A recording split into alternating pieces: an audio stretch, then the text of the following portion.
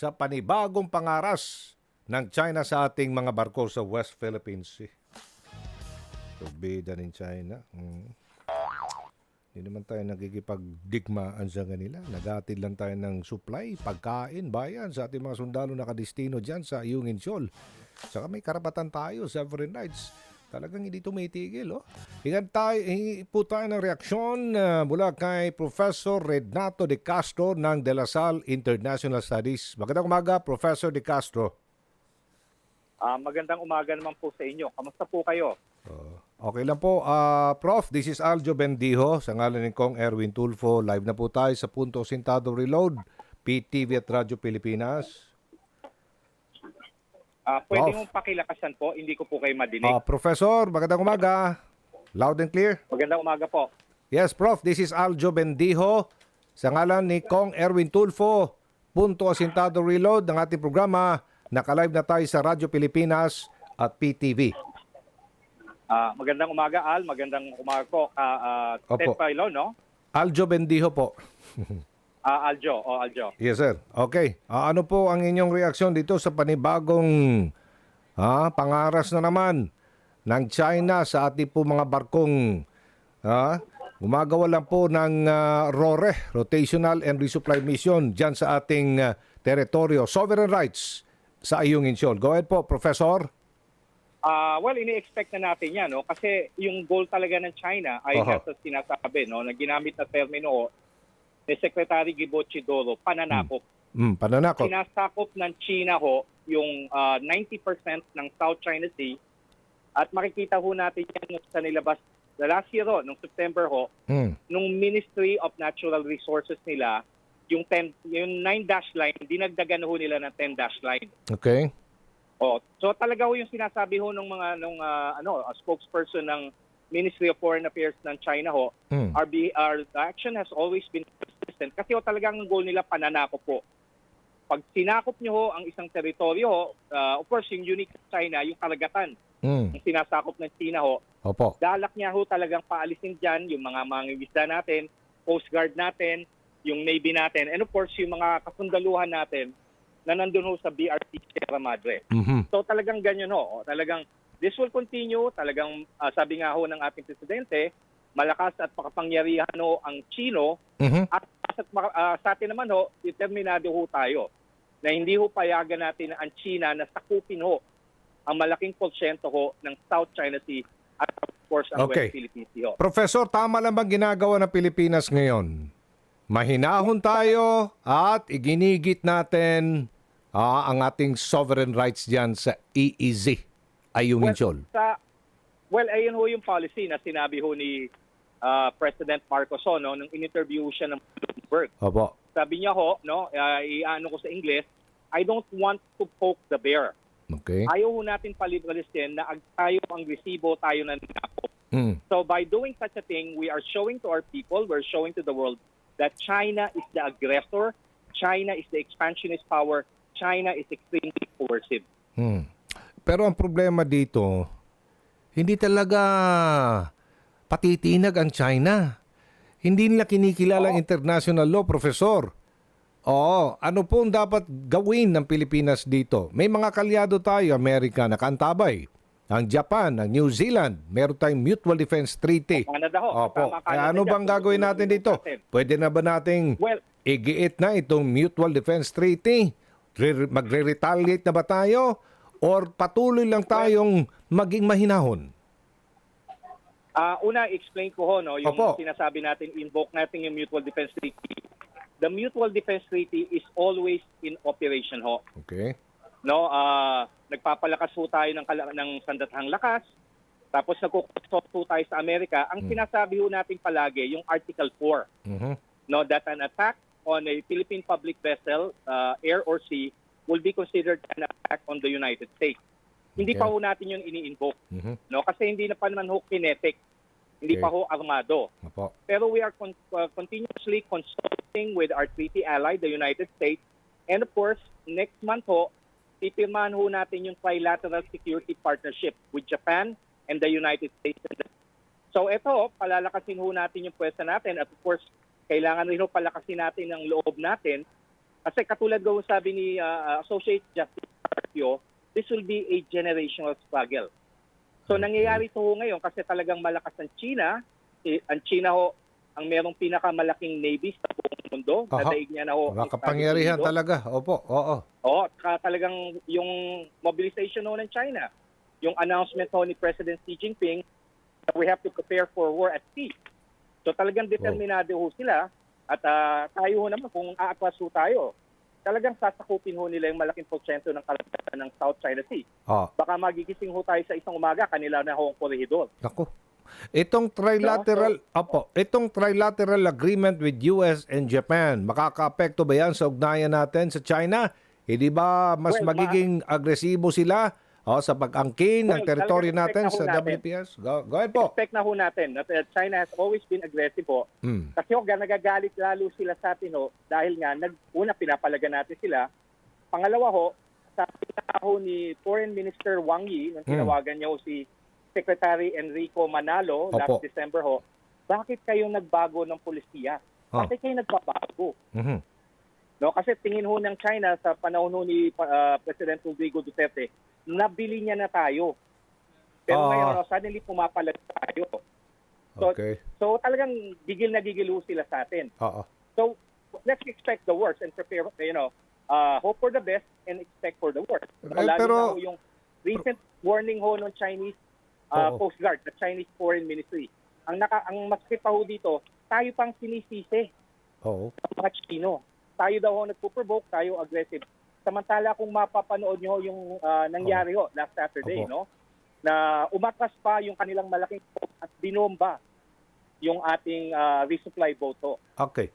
Ano ba dapat natin? Let's expect ho talaga everything China will throw everything at us.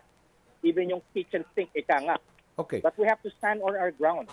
Professor, tama lang ba ang ating ginagawang hakbang na makikipag-alyansa tayo sa Amerika o didistansya muna tayo sa Amerika at makikipag-usap sa China?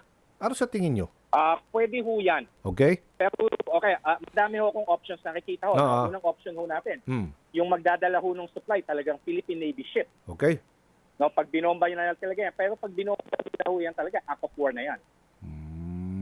Isa pa hong option natin na kasi nagkukonduct na tayo ng tinatawag ho natin maritime cooperative activity ho. Nakasama ho natin ng Japan, Estados Unidos na nagkakaroon ho pero hindi ho natin ginagamit yung term na joint patrol. Ang gamit ho natin, pwede ho natin gamitin yung agreement na yun, yung arrangement na yun para i-escortan ho ng US Navy at of course the Japanese Maritime Self-Defense Force yung ating resupply mission. But of course, again, this would add fuel to the fire. Sa lahat ho, and every action that the Philippines might take, it will be, of course, an executive decision. We have to basically trust the judgment of our Commander-in-Chief, President Bongbong Marcos Jr. po. So all the options are there. Pero of course, the last say, the person who will decide on it is of course no less than our Commander-in-Chief. Parang gusto nilang palubugin talaga. Opo. Parang gusto nilang pataubin ang mga barko nating maliliit lang na hindi naman tayo nakikipagdigmaan sa kanila at sila po'y nagtatangkang maging superpower at inaapi-api nila ang Pilipinas na napakaliit na bansa. Yan ang pinagtataka. Ano bang magandang opsyon dito? May sinasabi po sila, why not itigil muna natin? Or paano? Sa iba po, usaping pang-ekonomiya, no? Titimbangin natin, yun po nakikita ng iba Titimbangin ang ating ugnayang pang-ekonomiya sa China, at the same time dito po sa problema natin sa WPS. Kasi alam naman natin, pagdating sa natural resources, raw materials, pumupunta ang China sa atin. Tama ho ba? Yes. Bakit hindi natin i-gate doon na pahirapan din natin sila? Diyan, sa aspetong ganun. Maganda ho yan kasi yung, lalo na ho yung mga strategic minerals na ginagamit ho sa pag-manufacture ho ng semiconductor chips. Yun, opo. Tulad ng nickel, copper, mayaman ho tayo dyan. Yes. At binibenta ho natin sa China ng go. Yun. straight from the mine, biglang pinadadala natin, may lupa po. Oo. Maganda ho sana itigil na natin yun. Yan, suppress Kasi, muna natin. Opo. Oo. Hindi, kasi tinutulungan na ho tayo ng Amerika na tayo na ho mag-increase yung manufacture natin ng semiconductor chip. Mhm. At saka ginagamit din yata nila yan bilang kasangkapan sa paggawa nila ng armas ng barko. Tama ho ba? Lahat ho ng weapon system Ayun. dependent ho sa semiconductor chip. Pahirapan na lang natin sila sa aspetong ganon. Di natin kaya Tama ho yun. Tama. Oo, Na brasuhan dyan itigil sa na ho natin WPS. yung export natin ng mga strategic minerals. Mhm. Tapos tayo na ho mag-construct ho ng mga high-end Yun. semiconductor chip Aha, tama yan. para hindi na ho lumakas ang China at of course, ma-develop po natin ang ating sariling industriya, Oo. mag-aaron tayo ng industrialization at magbigay ho tayo ng trabaho sa mga mamamayang Pilipino. Sa tingin ko nga, Maganda ho yan. ito pinakamaganda nakikita solusyon sa napaka-agresibo, napaka-yabang ng China ngayon. Kasi, ang dami nilang, sa produksyon pa lang ng kanilang mga semiconductor, yung kanilang paggawa ng barko, syempre, saan sila kumukuha ng mga raw materials? Isa ng Pilipinas, di ba? Yung mga bansang kasapi ng Southeast Asia, ASEAN. Kaya sa aspetong ganun siguro, gipitin natin sila.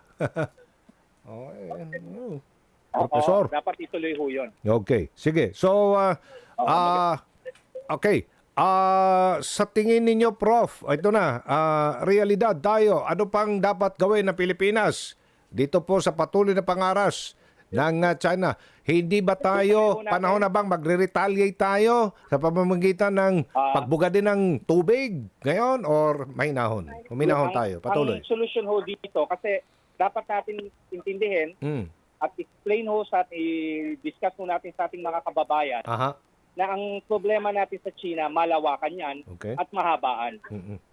Kaya dapat po talaga mag-develop po tayo ng tinatawag natin National Security Strategy or Grand Strategy. Nag-umpisa na ho tayo. Okay. Nag-announce na ho si Secretary Bibo Chidoro na tinatawag natin Comprehensive Archipelagic Defense Concept. So ito yung paghahanda ho sa mahabaan, malawakang pagtutunggalian ho natin sa China ho. Kasi at stake ko dito, of course, yung maritime entitlement natin, yung territorial integrity natin, and probably even yung future generations of Filipino. Kasi ito nga sinasabi ko sa mga estudyante ko, pagkatapos sakupin ng China ang karagatan, ano isusunod? Di ba ho? Opo. Hello? Opo, go ahead po, go ahead. Pagkatapos niya sakupin, pag nakontrol niya na ang South China Sea, ano susunod? Okay. Yung mga isla, Luzon, Visayas at Mindanao. Di ba po? Sasakupin na nila. Gigil ang China na kontrolin ho ang 90% ng South China Sea. Samantala ang South China Sea ayan ho ang kagitnaan ho ng tinatawag natin Southeast Asia. Talagang... So pag nasakop niya ho niyan, na-control niya, ano ang susunod? Ayun na nga, no? Well, kung pagbabatayan natin ang kasaysayan, ang ugat masimuno ng gulo noong unang digmaang mundial, World War I, World War II, ito pong pananakop ng mga bansang makapangyarihan. Sana naman ho, hindi umagtungho Huwag naman po sana ganun. Yes. Sana ho, wag humagtungho dyan. Pero ano ho yung choice ho natin kung di tayo. Kumbaga, sabi nga ni Presidente ho, we are in a situation that's similar to 1941.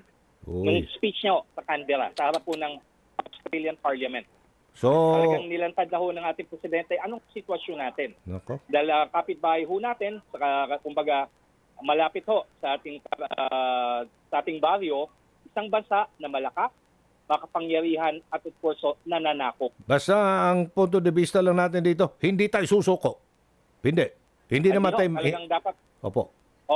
We should redefine the Filipino nation sa paghaharap po nito. It will make us a better nation kung talagang paninindigan ho natin ang, of course, ang posisyon ng gobyerno natin and of course our national government.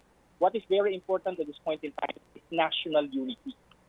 Hindi ho natin dapat payagan yung mga kababayan ho natin na nag-articulate ho ng Chinese narrative at pinahihina ho ang loob ng ating mga kababayan. Ayoko pong tanungin ito at ayoko pong mangyayari ito.